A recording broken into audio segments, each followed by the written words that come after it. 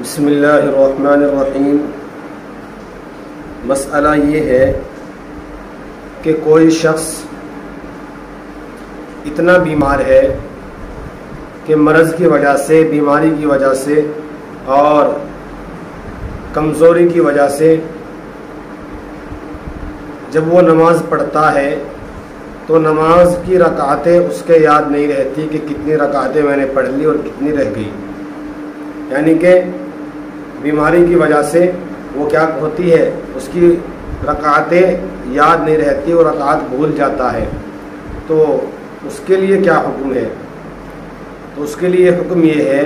کہ اگر کوئی ایسا شخص ہے کہ وہ بیماری کی وجہ سے، اپنے مرض کی وجہ سے اتنا وہ پریشان ہے اور اتنی تکلیف میں ہے، اتنی کمزوری میں ہے کہ رکعتیں اس کو یاد نہیں رہتی، تو اگر وہ جس وقت کی نمازیں پڑھ رہا ہے تو نمازوں کو مؤخر کر دے اور بعد میں نماز کی قضا کر لے تو اس کے لیے جائز ہے کہ وہ بعد میں نماز پڑھ سکتا ہے، کیونکہ اس وقت اس کے نمازیں یاد نہیں رہتی اور رکعتیں یاد نہیں رہتی، تو اس کے لیے بہتر ہے کہ وہ نمازوں کی قضا پڑھ لے۔ اور اگر کوئی شخص اس کو بتلانے والا ہو، کوئی شخص اس کے پاس ایسا ہے جو اس کو بتلاتا رہے کہ اب اتنی رکعت ہو چکی، اب اتنی رکعت ہو چکی، اگر کوئی شخص اس کے پاس بتلانے والا ہے اور وہ شخص اس کو بتلاتا جائے اور یہ شخص نماز پڑھتا جائے تو یہ بھی جائز ہے، اور یہ بھی اس طرح بھی کر سکتا ہے، اس طرح بھی نماز ادا کر سکتا ہے،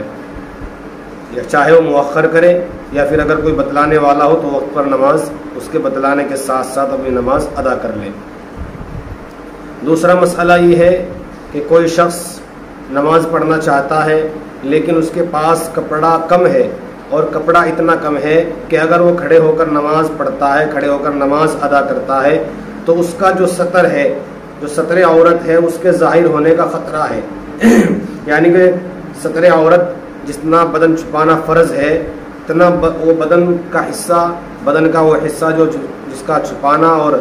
جس کا ڈھانکنا فرض ہے، اس کو سطر عورت کہا جاتا ہے۔ کھڑے ہو کر نماز پڑھنے میں اس کو یہ اندیشہ رہتا ہے کہ اگر میں کھڑے ہو کر نماز پڑھوں گا تو میرا سطر عورت جو ہے وہ ظاہر ہو جائے گا اور دکھ جائے گا، تو اب اس کے لیے بہتر یہ ہے کہ وہ بیٹھ کر نماز پڑھ لے۔ اگر بیٹھ کر سطر عورت ظاہر نہیں ہوتا ہے، کھڑے ہو کر ظاہر ہوتا ہے اور اندیشہ ہے اسے کہ کھڑے ہو کر نماز پڑھنے سے سطر عورت ظاہر ہوگا اور بیٹھ کر نہیں ہوگا، بیٹھنے کے بعد یہ اندیشہ نہیں ہوتا اور یہ ڈر نہیں رہتا، تو پھر اس کے لیے بہتر ہے کہ وہ بیٹھ کر نماز پڑھ لے، کھڑے ہو کر نماز نہ پڑھے۔ اللہ عمل کی توفیق عطا فرمائے۔ السلام علیکم ورحمۃ اللہ وبرکاتہ۔